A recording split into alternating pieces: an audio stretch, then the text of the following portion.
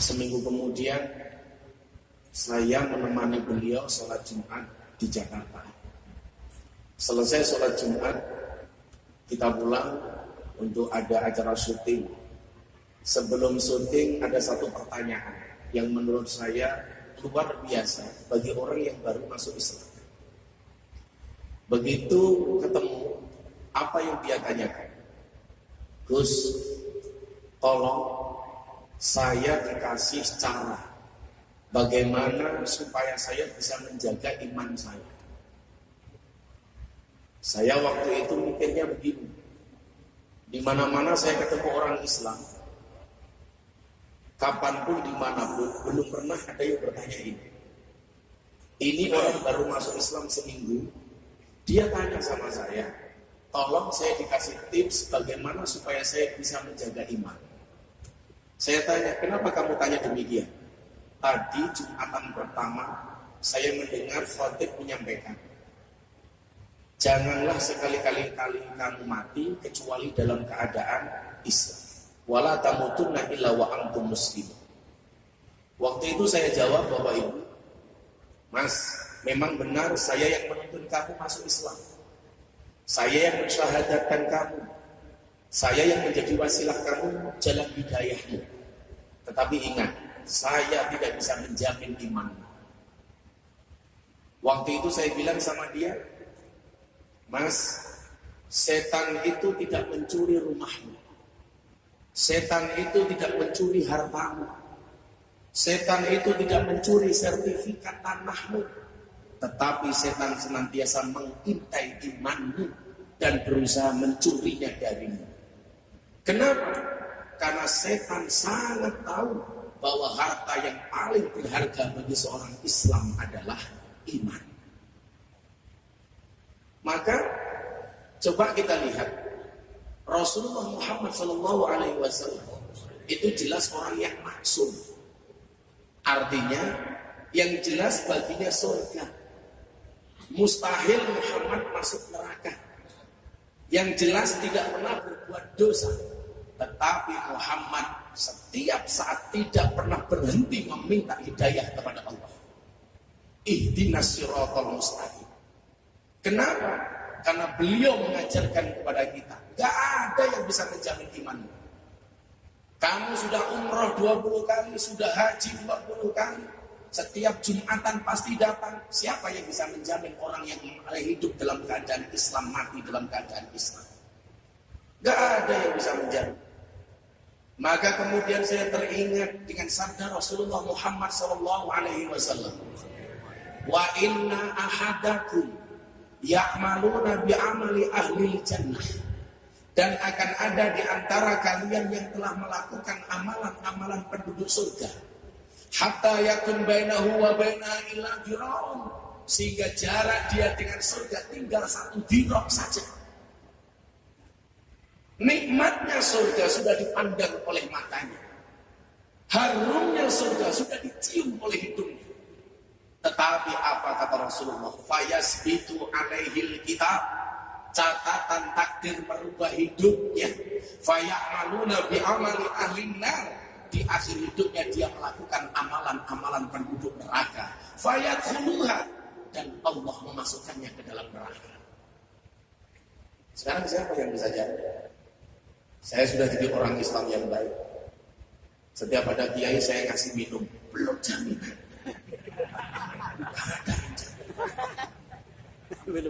Coba kita lihat dalam sejarah. Bagaimana kemudian Allah mencabut keimanan seseorang di detik-detik terakhir dalam hidupnya. Kita mengenal ulama besar zaman Nabi Musa. Namanya siapa? Bal'am bin Ba'ur. Ini ulama yang menurut sejarah dikatakan apa? Hampir semua doanya diijabah oleh Allah. Kata orang Jawa apa? Itu geni. Saomong-omongnya mandi. Musim panas dia minta, ya Allah saya minta hujan dikasih. Hujan lebat, ya Allah tolong berhenti, hujannya berhenti.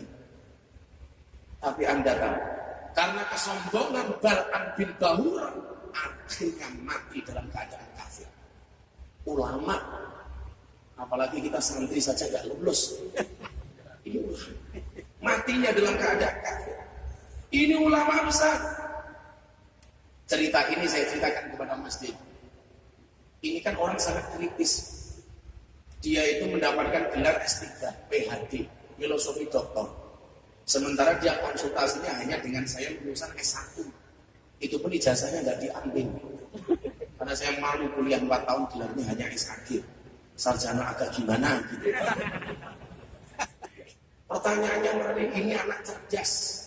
Saking cerdasnya Dedi, rambut pun nggak berani tumbuh di kepala. Yang kurang ajar itu Prof.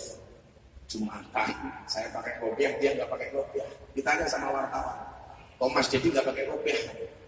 Dedi jawab, emangnya wajib? Ya enggak sih. Tapi kan fungsi kopiah supaya nyegat rambut, nggak kena jidat.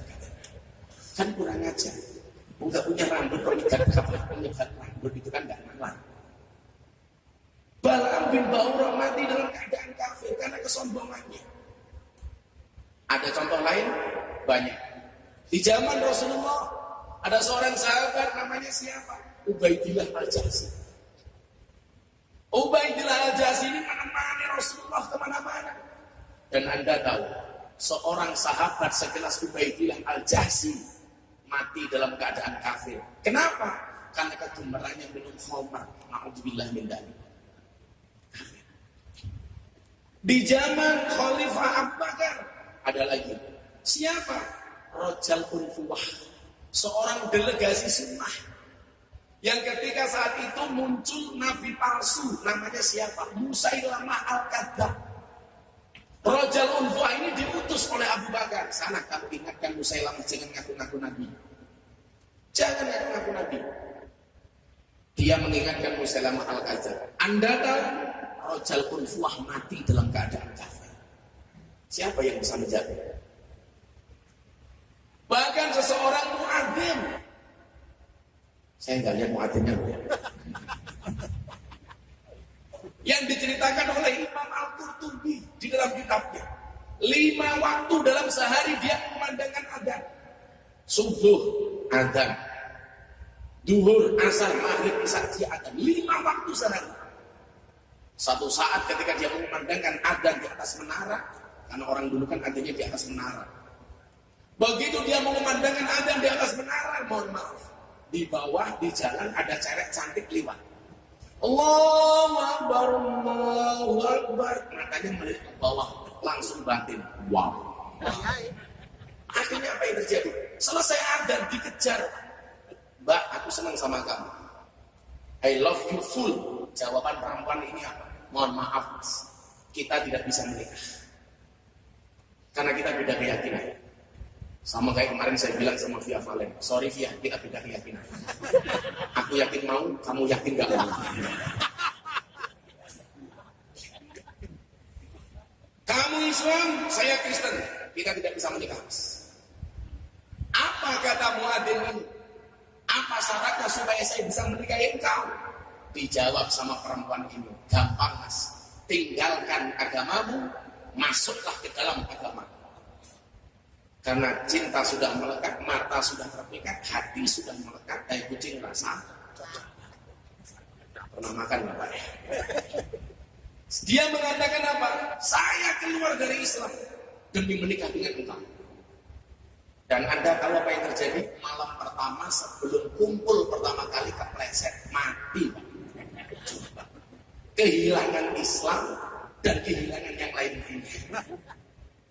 Kehilangan wanita yang diimpikan. Ini tukang adzan. Nanti mau tukang adzan. Belum ada jaminan lah, Cak.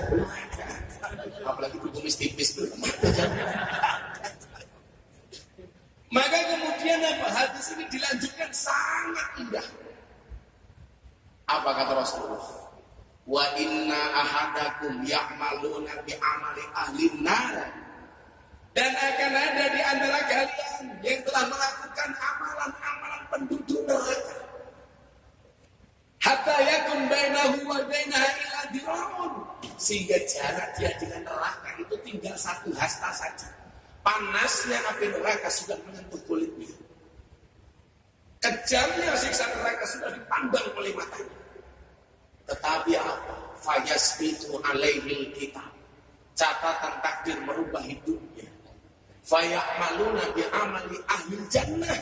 Di akhir hidupnya dia melakukan amalan-amalan penduduk surga. Fayadkhuluha, dan Allah memasukkannya ke dalam surga. Ya Allah, ini kebalikan dengan yang pertama tadi. Yang pertama tadi awalnya penduduk neraka, penduduk surga akhirnya masuk neraka. Ini awalnya seolah-olah dia penduduk neraka, tapi pada akhirnya Allah memasukkannya ke dalam surga. Adakah contoh? Ada. Husairin bin Abdul Ashar. Ini orang non-Islam, tapi cinta dengan Rasulullah. Ketika Rasulullah mau berangkat perang, dia datang. Rasulullah, I love you full. Apa yang harus saya lakukan? Ya sudah, kalau kamu cinta sama saya, kamu masuk Islam. Dituntut syahadat oleh Rasulullah. Asyhadu an la ilaha illallah wa asyhadu anna Muhammadar Rasulullah. Selesai masuk Islam, dia bertanya kepada Rasulullah, Rasul, apakah saya harus sholat? Tidak. Kenapa? Rumayah. Karena belum masuk waktu sholat. Maka saya bilang sama Dedi, kamu harus jadi orang yang Islam yang baik, tapi ingat, Jumatan cukup sekali hari Jumat, jangan di hari lain. Mantu saking rajinnya tiap hari Jumatan kan sama. Akhirnya apa? Ini Rasulullah mau kemana? Saya mau perang bersama para mujahid, bersama para sahabat. Maukah kamu Husairin bersamai kami untuk perang? Dijawab sama Husairin, saya ikut perang Rasulullah. Di tengah peperangan, subhanallah, Husairin bin Abdul Ashar menemui ajalnya. Di tengah-tengah peperangan, dia menemukan syahidnya, mati. Belum 24 jam dia masuk Islam, mati. Akhirnya sahabat-sahabat berdebat, bagaimana dengan jenazah Husairin bin Abdul Ashar? Kemudian Rasulullah mengatakan apa? Husairin bin Abdul Ashar walahul jannah, baginya adalah surga. Masuk Islam belum 24 jam, jidatnya belum sempat untuk sujud, belum sempat sholat, mati, masuk surga kata Rasulullah. Ini kebalikannya dengan Deddy Corbuzier. Masuk Islam belum 24 jam, sudah dibully habis-habisan. Kenapa? Gara-gara sholat secekapnya salah. Saya itu ngajari Mas Dedi sholat itu cuma 3 menit. Ketika mau sowan Kiai Ma'ruf Amin, karena memang saya menjanjikan kepada dia, kalau kamu sudah masuk Islam akan saya temukan dengan 3 orang. Karena yang saya kenal, yang saya dekat, Kiai Said, Kiai Ma'ruf Amin, sama Maulana Al-Habib Lutfi bin Yahya Bekalo. Karena beliau ngefans sama orang 3 ini. Maka saya ajak. Begitu masuk halaman Kiai Ma'ruf, pas pampres telepon, Gus, sampaikan ke Mas Dedi, mau diajak sholat berjamaah sama Kiai Ma'ruf, berkenan apa enggak? Saya bilang sama Dedi, bro, diajak sholat sama Kiai Ma'ruf, sholat maghrib, langsung kepalanya kemeringat. Loh, kan saya belum diajari sholat, baru masuk jam 1, jam setengah 6 itu posisinya. Akhirnya di dalam mobil saya praktek sholat 3 menit di depan dia. Saya di dalam mobil itu jengkang-jengking, difoto sama wartawan. Saya jengking di depannya Dedi. Mereka bilang, ini Miftah sama Dedi lagi ngapain?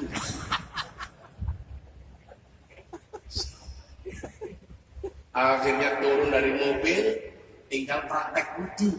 Saya masuk ke kamar mandi, saya praktek di hadapan dia. Dia contoh. Karena waktunya sangat mepet. Waktu itu dia sholat, tangannya begini. Dibully habis di media sosial. Maka saya bilang sama dia, maha benar netizen dengan segala cangkemannya. Akhirnya dia galau, kok gitu-gitu amat ya aku jadi orang Islam katanya. Santai bro, ini belum seberapa. Besok gimana insya Allah lebih parah kaliannya. Akhirnya saya bilang sama dia, kamu santai, kamu baru masuk Islam. Tangan salah sedekap itu biasa. Atau sedekap dalam suatu hukumnya sunnah, gak wajib. Begitu ya Gus? Iya. Kamu lumayan masuk Islam langsung sholat diimami sama Kiai Ma'ruf Amin. Ini yang lahir Islam, dari bapak ibunya terlahir Islam, sampai hari ini dewasa banyak yang belum sholat. Banyak. Gitu Gus? Iya. Maka namanya Islam KTP. Maka yang KTP-nya Islam insya Allah masuk surga. KTP-nya. Insya Allah. Utsairin bin Abdul Azhar mendapatkan syahidnya di peperangan pertama ketika dia baru masuk Islam. Alasan inilah kemudian yang menjadi dasar bagi saya.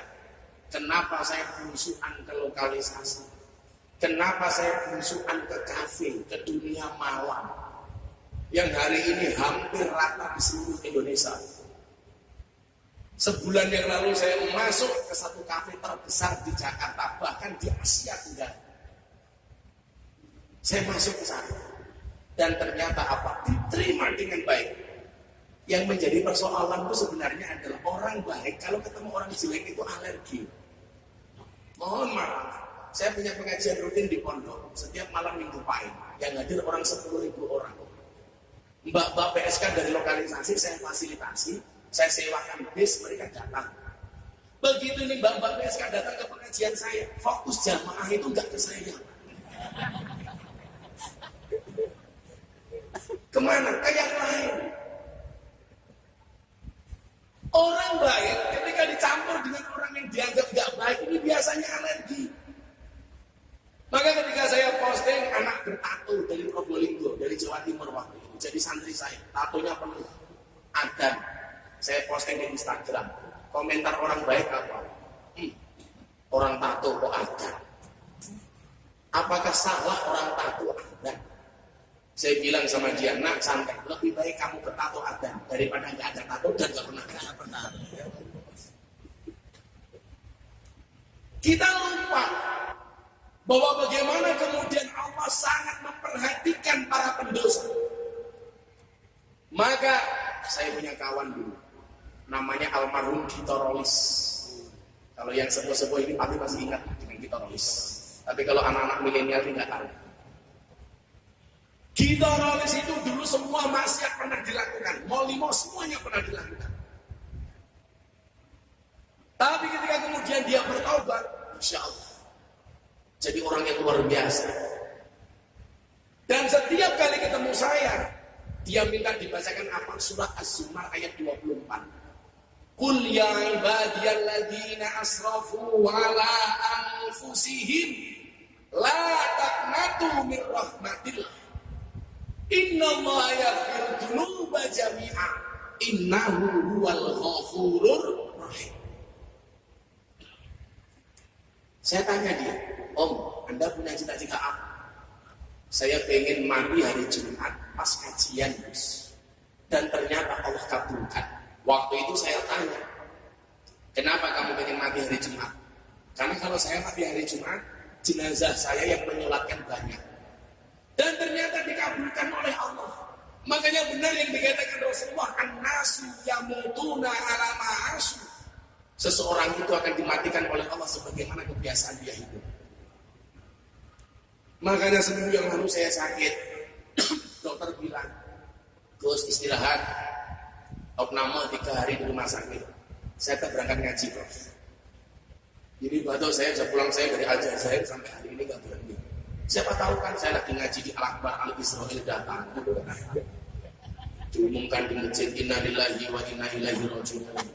Telah meninggal dunia dengan tenang saudara Muadzin Umar. Mana tadi orang?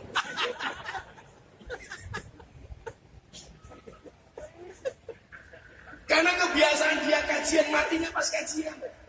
Yang gak usah jauh-jauh yang terlalu lama. Syekhina wa murabbih ruhina Mbah Maimun Zubair. Allah yarham, Masya Allah. Siapa yang gak ngiri dengan kematian beliau? Beliau kebiasaan tiap tahun haji. Anda tahu berapa kali Mbah Maimun haji? 70 kali seumur hidupnya. Beliau itu akhir-akhir ini absen haji hanya tahun 2018. Haji terus sepanjang tahun sampai 70 kali. Dan ternyata janji Rasulullah benar, an-nasu yamutuna ala ma'asi. Seseorang akan dimatikan sebagaimana kebiasaan dia hidup, bahkan dimatikan dalam keadaan berhaji, dipanggil oleh Allah dalam keadaan haji.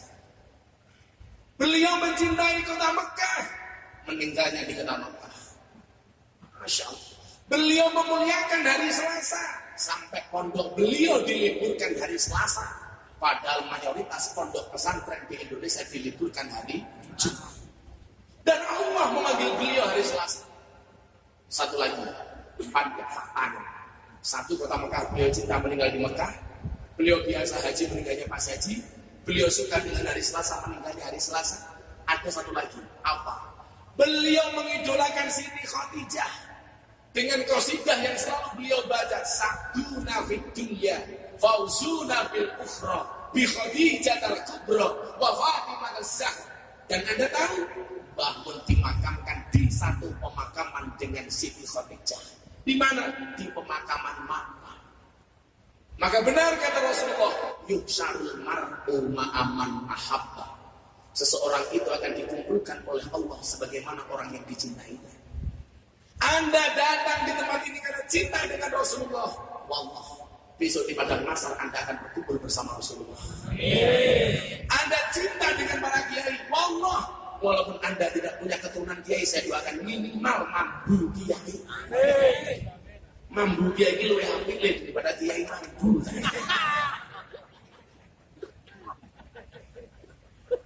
Tadi saya sudah disini sama Kak Mir. Terus di masjid jangan terlalu lucu. Tidak lucu saya, tidak lucu.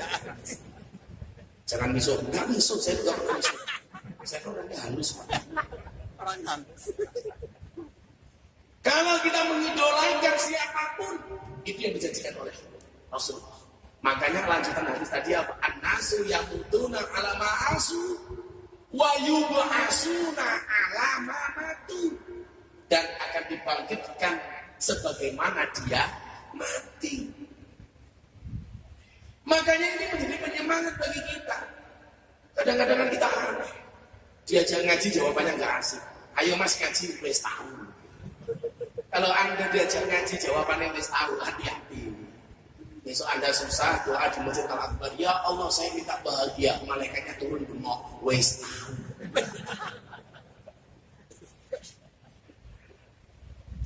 Semangat inilah seharusnya yang bisa kita contoh dari perjalanan hijrah Nabi Muhammad Sallallahu Alaihi Wasallam. Ini tidak main-main.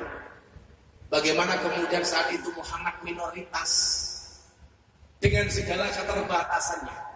Saya tuh kadang-kadang berpikir begini ya, Nabi Muhammad itu kan Nabi yang mukjizatnya paling minim, dan basariahnya Nabi Muhammad itu paling kelihatan. Coba Anda bandingkan mukjizat Nabi Muhammad dengan Nabi-Nabi sebelumnya, jauh. Nabi Musa membelah lautan, Nabi Ibrahim dibakar, gak mempan. Nabi Yunus dimakan ikan, malah kayak itikaf. Nabi Isa bisa menghidupkan orang mati.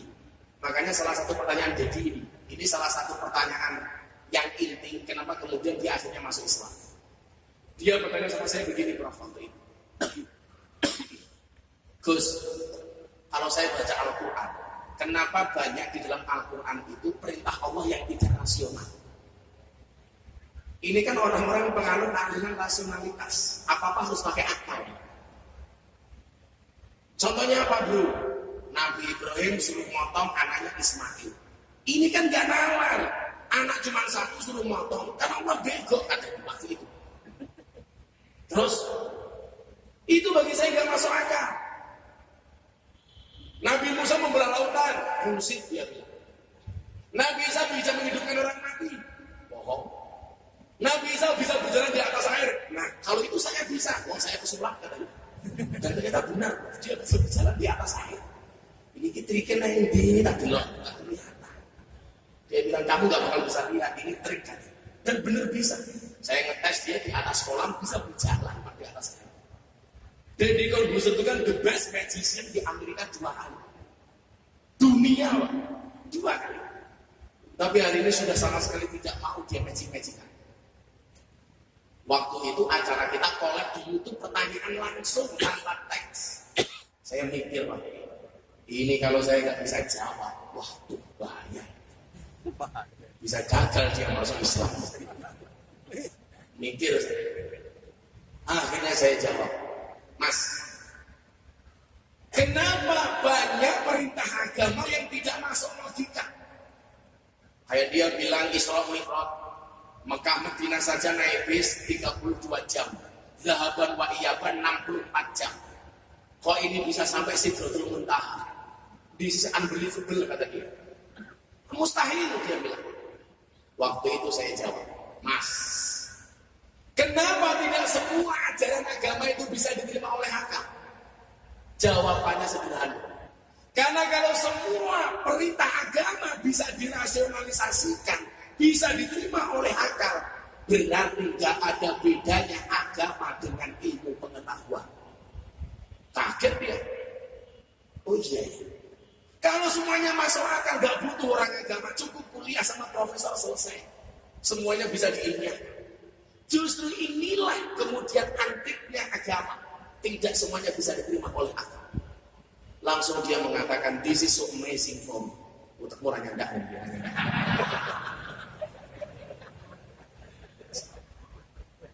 Ini perjalanan yang luar biasa. 8 bulan itu kalau dia sudah malam jam 2, galau soal agama, telepon. Ini gimana, ini gimana, ini gimana. Dan ternyata itu menjadi jalan hidayah bagi dia. Maka kemudian saya terangkan firman Allah yang diterima oleh baginda Rasulullah Muhammad SAW. Apa ayat pertama yang diterima Rasulullah? Iqra bismi rabbik. Iqra itu dimensi akal, bismi rabbik itu dimensi hati. Iqra itu intelektualitas, bismi rabbik itu spiritualitas. Lah orang Islam yang selamat itu siapa? Yang bisa menyelaraskan antara spiritualitas dengan intelektualitas. Maka kalau saya bilang sama teman-teman saya Muhammadiyah, saya bilang begini, apa bedanya orang NU dan Muhammadiyah? Bedanya satu, bro. Kalau orang NU itu biasanya gede hati nih, yang Muhammadiyah biasanya gede, kok ndase kepiye? Malah ndas-ndasnya Muhammadiyah. Makanya coba Anda lihat, kalau bikin perguruan tinggi, bikin rumah sakit, bikin sekolah, kawan-kawan Muhammadiyah itu luar biasa. Di mana-mana ada universitas Muhammadiyah. Tapi kalau bikin pesantren, bikin mujahadah, bikin istiqomah, menghadirkan ribuan orang NU jadi. Makanya sekarang programnya dibalik-balik. Muhammadiyah lagi giat bangun pesantren, di mana-mana MBS Muhammadiyah boarding school. Sementara programnya Pak Kiai Said di mana-mana membuat perguruan tinggi. Makanya sebenarnya kalau NU dan Muhammadiyah ini sudah seperti ini, sudah nggak ada permasalahan lagi Pak di Indonesia.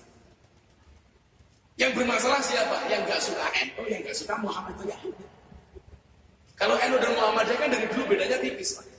Kalau NU sukanya panjang, Muhammadiyah pendek, kan itu saja. NU panjang, sholat taraweh 20 rakaat, Muhammadiyah sholat taraweh pendek 8. Kalau di Surabaya yang paling marah aliran ketiga. Bukan 8, bukan 20, tapi aliran yang tidak terawih. Itu banyak.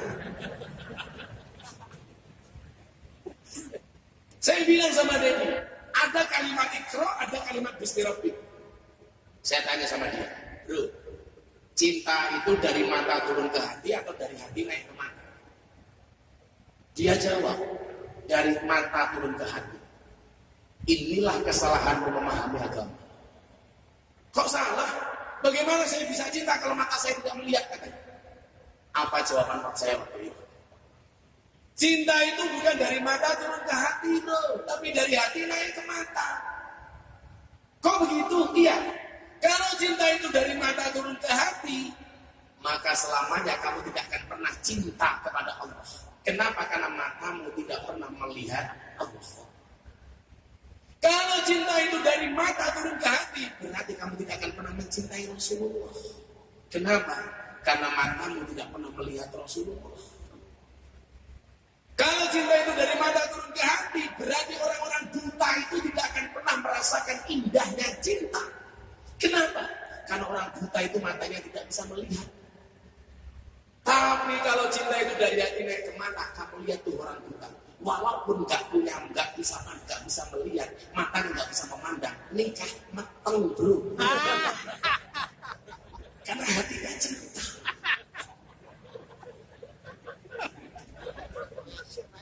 Pak Profesor ketawa.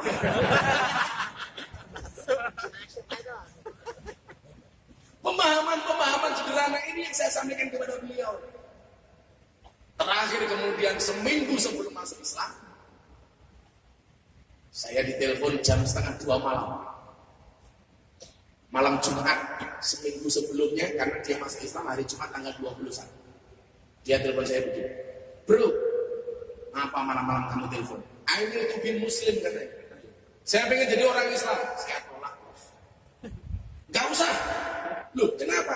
Jadi orang Islam itu berat, Ferguson. Berat. Cukup aku saja. Dia ngeyel, pokoknya saya harus masuk Islam. Saya bilang, jadi mohon maaf, hari ini ada orang yang bilang, Mas Dedi masuk Islam melalui Gus Miftah itu desain. Mau dibilang minta. Dia mau masuk Islam melalui saya, bro. Saya tolak. Saya bilang begini, saya teleponkan ke Istiqlal, ada imam besar namanya Profesor Nasruddin, silakan kamu saya antar ke Istiqlal. Enggak, dia bilang. You punya teman kawan-kawan Ustaz banyak, silakan kamu masuk. Dari pintu manapun kamu gandai. Dia bilang enggak.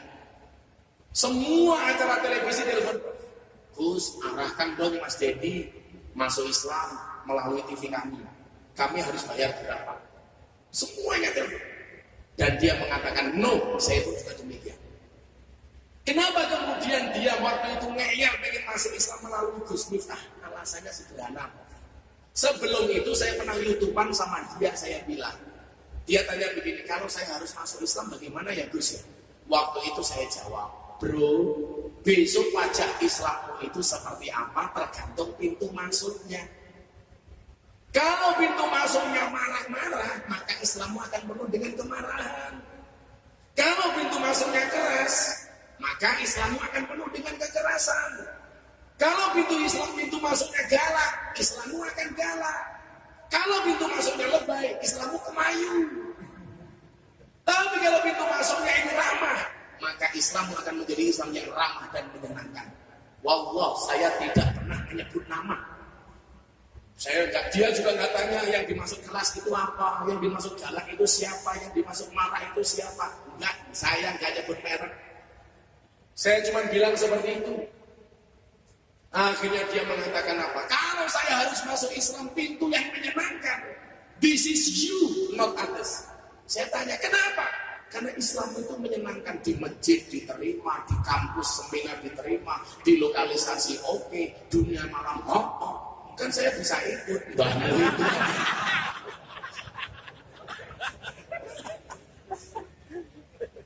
Jadi hari ini saya nulis jodoh. Ada orang yang mengatakan Dedi ini masuk Islam desain. Saya buka, ini belum pernah saya buka sebelumnya. Dedi itu masuk Islam, potensi kehilangan uang dia itu miliaran. Gara-gara kontrak dia dengan beberapa pihak diputus gara-gara dia masuk Islam. Maka kalau orang mengatakan Dedi masuk Islam desain karena mendapatkan uang miliaran, sensasi dan lain sebagainya, soal terkenal, dia sudah terkenal lah. Nggak cuma di Indonesia, sudah dunia, di Amerika diakui. Siapa yang nggak kenal dengan Deddy Corbuzier? Soal uang dia sudah kaya, Pak. Mohon maaf, populer, kurang populer apa dia? Oh, yang jadi popularitas Gus Miftah. Apa saya mampu ngajak seorang Deddy kalau ini tidak jalan hidayah? Mohon maaf. Ketika dia sudah masuk Islam, dia mengatakan sama saya, Islamnya itu menyenangkan, Gus. Tapi cangkemnya orang Islam menakutkan.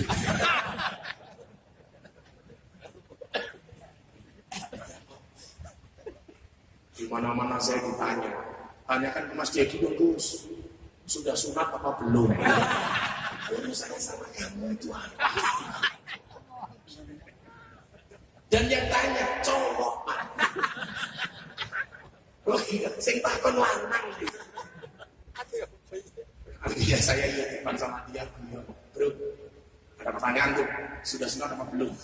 Kalau saya jawab, you nggak percaya, sudah kamu lihat sendiri. Orang ini hampir 2 meter, Pak, badannya taker, saya lihat sendiri. Saya bilang sama dia, saya percaya. Tuh orang Surabaya yang belum percaya.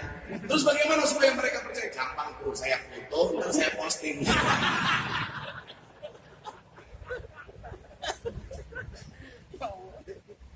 Dan semangat Islamnya dia luar biasa. Saya harus bisa baca Quran. Spirit yang kita kajian hari ini.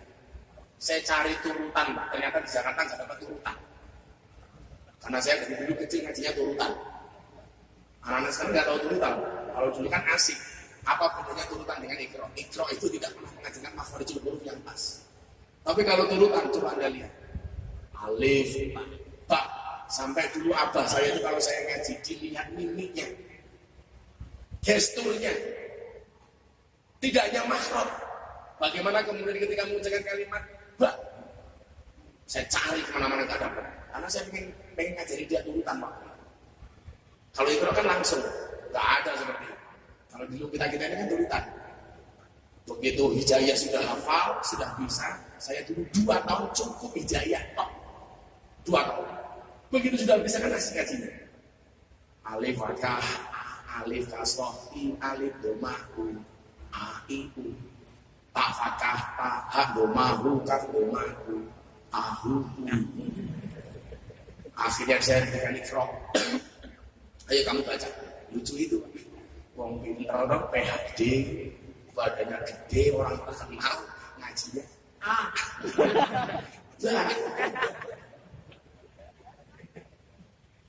Hal-hal seperti ini seharusnya apa? Menjadi penyemangat bagi kita. Orang itu kalau Islam dari lahir hidayah dari rahim ibunya, biasanya Islamnya malah males-malesan, sakileme dewe.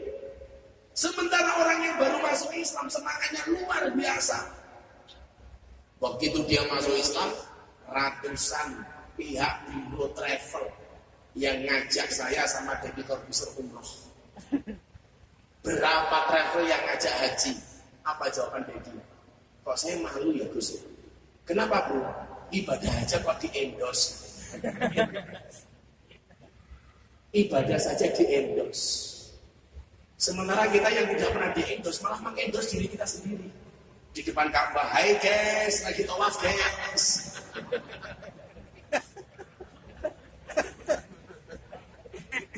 Ya Allah, latah kita ini. Maka dari Tamir bilang, bagaimana konsepsi dakwah di era digital ini? Konsepsi dakwah di era digital, dia tidak harus seperti itulah. Sekarang kan semuanya ditulis, bro. Puasa, tarawih, Facebook. Buka puasa Instagram, puasa cangkemnya di foto Facebook lagi. Ya Allah. Lah kalau semuanya kita tulis di Facebook, di media sosial, kan kasihan Pak Malaikat Roket Atid, nganggur. Makanya besok di Yaumul Hisab, Roket Atid sudah tidak punya tulisan, Pak. Begitu, subhan kata Allah, hisab dia. Malaikat datang, HP-mu mana? Kenapa? Barang bukti.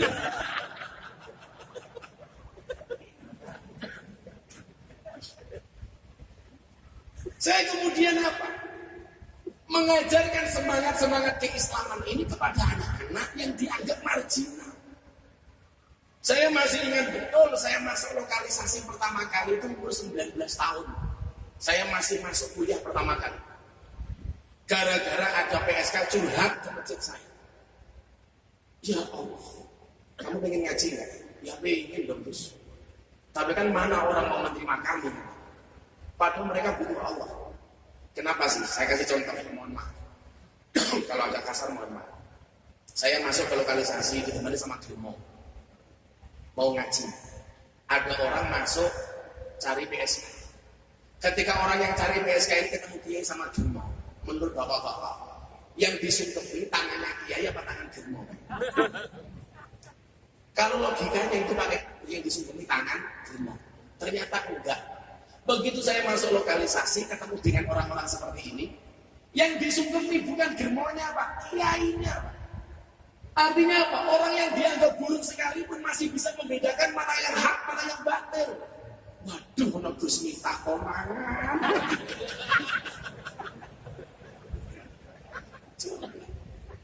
Maka Rasulullah ketika ditanya, ya Rasulullah, mahwal ismi, Kanjeng Nabi, dosa itu apa? Apa jawaban Rasulullah? Al-ismu mahaka fi sadrika wa karita ayatoli alaihim nas. Dosa itu adalah satu perbuatan yang ketika kamu lakukan hatimu tidak nyaman dan kamu khawatir dilihat sama orang. Makanya tamu-tamu kafe itu biasanya delek-delek Pak. Aku hafal wong aku kiai ini. Sembunyi-sembunyi mereka gak berani terang-terangan. berani sama. Begitu saya ngaji belum selesai, tamunya sudah datang. Lagi Pak, waduh, dong rampung untuk pengajian ini. Orang kok kalau terang-terangan, Gus, kancani yo, enggak. Maka kemudian apa? Saya juga heran orang yang hanya bisa mengecam, menghina, membuli tanpa pernah ngasih solusi. Saya pernah live di televisi sama pembicara lain, membicarakan pengajian saya di dunia malam. Orang ini bilang apa Prof sama saya? Pengajian Gus Miftah di dunia malam itu memalukan. Memalukan. Tidak bisa kebaikan dicampur dengan kebatilan. Wa qul ja'al haqq wa zaqal batil. Ya Allah, saya batin waktu itu. Kok cangkeme atas gimana? Mulutnya kok keras banget. Waktu itu saya ditanya sama pembawa acaranya. Respon Gus Miftah sederhana saya jawab waktu itu. Mohon maaf, kalau dakwah saya di dunia malam dianggap memalukan, lebih memalukan mana orang yang melihat kemaksiatan diam tanpa memberikan solusi apapun kepada mereka. Langsung domblong. Maka saya sering mengatakan, jangan pernah menghina pendosa seolah-olah kita tidak pernah berbuat dosa. Kalau seandainya kalian tahu betapa beratnya perjuangan seorang pendosa untuk mendapatkan jalan kembali, coba hujatanmu, makianmu, cacianmu kepada mereka tidak akan pernah merubah mereka. Tetapi kalau kamu dengan ikhlas mendoakan mereka, bisa jadi doamu itu menjadi wasilah hidayah untuk mereka. Memang kan gak semuanya orang harus ke sana, Prof. Kan berat. Saya yakin profesor gak mampu. Berat, Prof. Kalau Anda ikut saya khawatir masuk gak mau pulang. Dapat diskon. Promo. Bukan promo, Prof.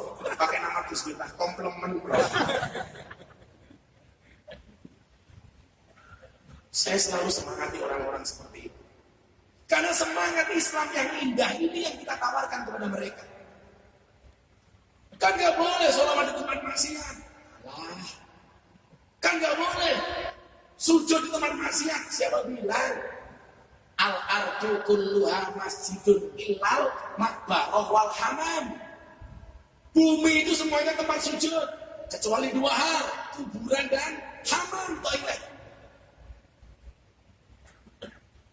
Mereka saya ajak walaupun dalam keadaan mabuk, diprotes sama dia, dimaki. Kamu tahu gak?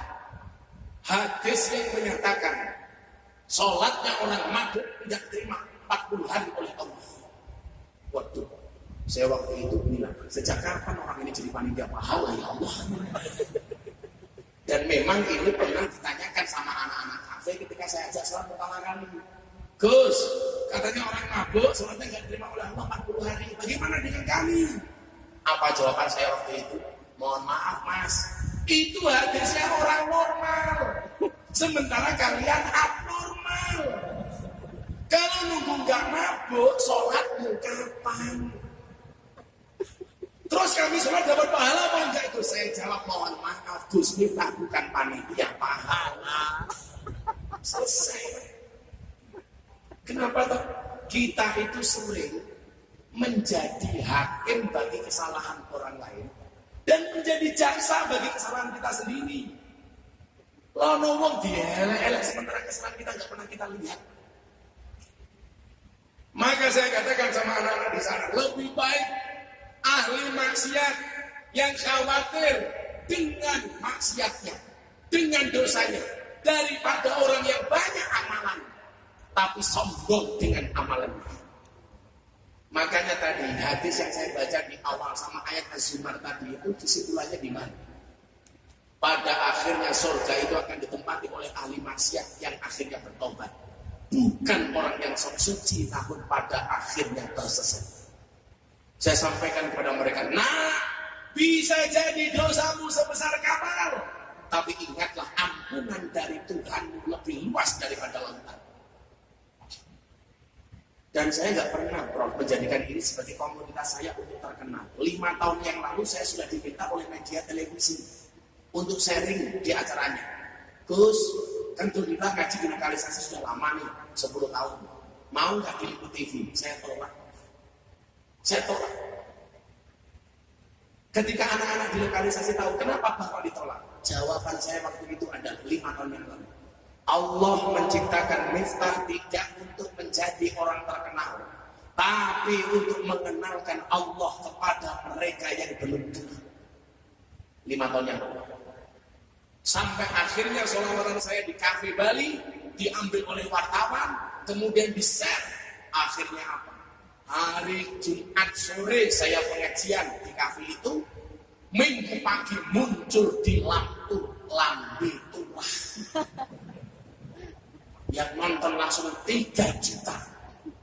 Yang komentar 15.000 lebih. Oh 15.000. 150.000. Dan semuanya mencaci saya.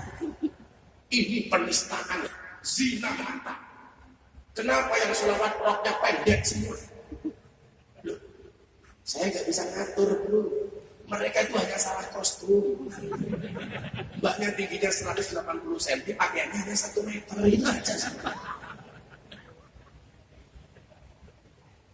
Maka kalau kemudian ini menjadi wasilah, kemudian orang mengenal dakwah itu, wallah, nggak ada desain, nggak ada keinginan. Maka Bapak Ibu rahimakumullah, belajar dari pengalaman kemudian itu viral. Saya tawarkan begini kepada Bapak Ibu. Teknologi dakwah kan berkembang terus. Nggak mungkin kita hari ini monoton dengan satu model dakwah. Zaman Kanjeng Nabi, teknologi dakwahnya dengan menggunakan apa? Bilisan. Apa kata Rasulullah? Khatibun nas biqadri uqulihim. Berbicaralah kepada manusia sesuai dengan kemampuan akalnya. Sudah berjalan sampai Abu Bakar. Di zaman Utsman berkembang lagi menggunakan apa? Bil kolam. Mulai nyusun kitab, mulai nulis Quran, melalui nulis hadis. Berkembang lagi zaman Wali Songo, bisa kofah dengan menggunakan budaya. Maka coba Anda lihat, dulu Wali Songo itu kalau buat masjid pasti dipikir alun-alun. Alun-alun banyak orang, kasih masjid tidak sampingnya. Orang dulu belum kenal masjid, supaya masuk masjid dikasih gamelan. Maka kalau di Jogja ada 2 gamelan yang terkenal di Masjid Kauman, Kiai Guntur Madu sama Kiai Nogo Wilogo. Maka itulah Prof, kenapa saya jarang dipanggil Kiai. Saya tidak bangga dipanggil Kiai. Gamelan saja bukan Kiai. Apalagi di Solo, kebo saja Kiai. Namanya Kiai Selamat. Orang masuk masjid, dulu belum ada yang pakai sandal. Kalau langsung masuk masjid, masjidnya kotor. Bagaimana cara wali mensikapi? Di depan masjid dikasih kolam kecil. Sehingga sebelum mereka masuk masjid, kakinya nyemplung kolam. Begitu mentas iki resik. Cara wali dulu. Begitu masuk, dikasihlah tembang-tembang Jawa. Sunan Bonang membuat lagu Tompo Ati. Muncul lagu Suluku-suluku Batok, Turi-turi putih, dan lain sebagainya. Itulah sebenarnya yang diadopsi oleh orang NU. Kenapa habis adzan ada puji-pujian? Dasarnya itu salah satunya. Saya haji tahun 2015 pertama kali sama teman Muhammadiyah. Gus, tuh lihat Mekah Madinah, habis adzan nggak ada puji-pujian. Kenapa di Surabaya banyak yang puji-pujian? Saya jawab, jelas beda bro. Mekah Madinah belum ada, masjidnya sudah penuh. Lah ning Surabaya.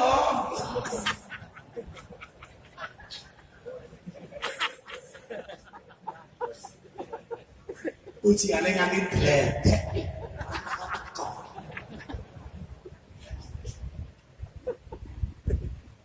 Ini era berkembang. Sekarang apa? Dakwah dengan apa yang paling cocok? Bilisan tetap, bil kolam harus profesor nulis. Bisa kofah, saya di mana-mana dengan menggunakan pendekatan budaya. Karena konsep saya berdakwah adalah membudayakan agama, bukan mengagamakan budaya. Walaupun kemudian akhirnya banyak orang yang salah paham dengan istilah Islam Nusantara. Saya dibully macam-macam, jaga apa-apa, nggak harus sama. Sekarang teknologi dakwah yang paling terkini apa? Bil medsos. Bil medsos. Bagaimana kemudian dengan kekuatan Instagram 1 menit saja itu bisa merubah wajah Islam. Saya diundang ke Belanda, satu keluarga masuk Islam. Gara-gara lihat sholawatan saya di kafe. 1 menit ditonton oleh jutaan orang, akhirnya menjadi wasilah hidayah bagi mereka. Saya kemarin dapat tamu dari mana? Australia. Namanya Antonio Sekodori. Malah kayak iwak baru. Dia datang ke pondok mengatakan apa? I will be Muslim. Kenapa jauh-jauh harus ke Indonesia, nggak di Australia saja? Kenapa nyari saya? Because your Islam is enjoy, relax. Dan saya happy melihat you dengan cara you katanya. Akhirnya masuk Islam. Saya sahadatkan. Jauh-jauh dari Australia beli tiket bisnis PP hanya untuk masuk Islam di Jogja. Saya Islamkan, dikasih makan sama istri saya. Dikasih apa-apa nggak doyan. Istri saya jengkel. Masak singkong, masak sayur bung, durian. Ibu makan sayur bung enak, dia tanya what is this, ini apa? Bingung saya, bung bahasa Inggris. Akhirnya saya jawab, this is a bung. Dia tanya lagi, what is the meaning of bung? Bung itu apa? Akhirnya saya jawab, bung is the young man boy. Malah dia bilang apa? Amazing. Kenapa Mister? Bambu muda saja enaknya kayak gini, apalagi yang tua. Kalau mau berakoti pun.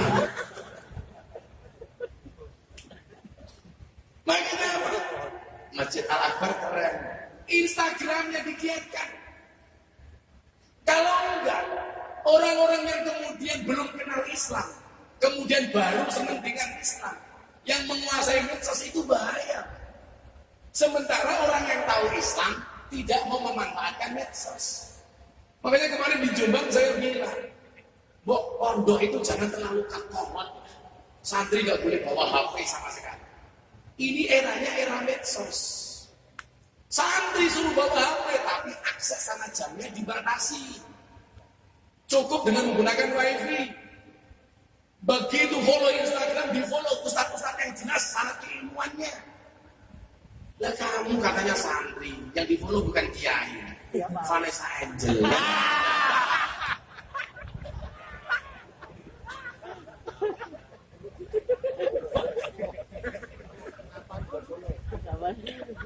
Bill Mensos. Terakhir Bapak Ibu, karena saya di Jakarta 1 jam, ini sudah 2:30. Surat Yasin ayat 64. Anda baca. Apa isinya? Al-yawma nakhtimu ala afwahihim wa tukallimuna aydihim wa tashhadu arjuluhum bima kanu yaksibun. Ketika mulut dikunci, tangan berbicara. Saya pulang pengajian dari Taiwan di atas pesawat.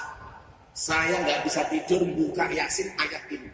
Saya mikir keras waktu itu. Kenapa ketika mulut dikunci yang berbicara itu tangan? Dan akhirnya saya ketemu jawabannya. Gara-gara waktu itu saya dibully. Saya lihat postingan di Instagram, di YouTube, saya dibully macam-macam. Oh, ini jawabannya. Kenapa mulut dikunci yang berbicara tangan? Karena hari ini orang bermaksiat dengan menggunakan tangannya. Orang menghina, mencaci, membuli, memaki. Sudah tidak dengan menggunakan mulutnya, tapi menggunakan jempol dan jari-jarinya. Ini besok semuanya akan dimintai pertanggungjawaban oleh Allah.